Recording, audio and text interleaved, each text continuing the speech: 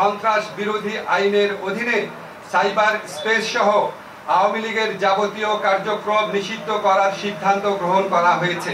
ফ্যাসিবাদ বিরোধী জাতীয় ঐক্যের ব্যানারে আওয়ামী লীগের রাজনীতি নিষিদ্ধ সহ ৩ দফা দাবিতে আন্দোলন করে এনসিপি, জামায়াতে ইসলামী সহ বেশ কিছু রাজনৈতিক দল ও সংগঠন। তীব্র আন্দোলনের মুখে শনিবার রাতে জুলাই হত্যাকাণ্ডের জন্য আন্তর্জাতিক অপরাধ ট্রাইব্যুনালে আওয়ামী লীগ নেতাদের বিচার কাজ শেষ না হওয়া পর্যন্ত দলটির যাবতীয় কার্যক্রম নিষিদ্ধ করে অন্তর্বর্তী সরকার, যা প্রজ্ঞাপন আকারে প্রকাশ করে স্বরাষ্ট্র মন্ত্রণালয়।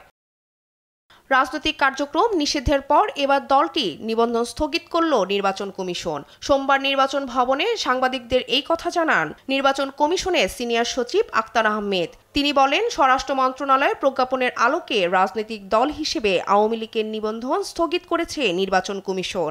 স্বরাষ্ট্র মন্ত্রণালয়ের যে বিজ্ঞপ্তি প্রজ্ঞাপন, সেটার ধারাবাহিকতায় ইলেকশন কমিশন সিদ্ধান্ত নিয়েছে যে আওয়ামী লীগের নিবন্ধন স্থগিত করা হলো। সেই অনুযায়ী আমরা আজকে গেজেট নোটিফিকেশনটা জারি করেছি। আপনারা গেজেটের কপিটা বিজি প্রেস থেকে পেয়ে যাবেন।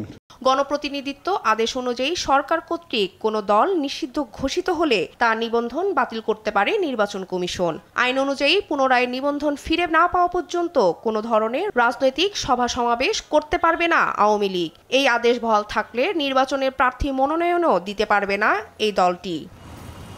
বর্তমান জুলাই-আগস্ট গণহত্যা ও গুমের অভিযোগে আওয়ামী লীগ নেতাদের বিচার প্রক্রিয়াধীন রয়েছে আন্তর্জাতিক অপরাধ ট্রাইব্যুনালে। এই জন্য গত নভেম্বরে আন্তর্জাতিক অপরাধ ট্রাইব্যুনাল আইন সংশোধন করে সরকার। শিউলি রায়, দেশ টিভি, ঢাকা।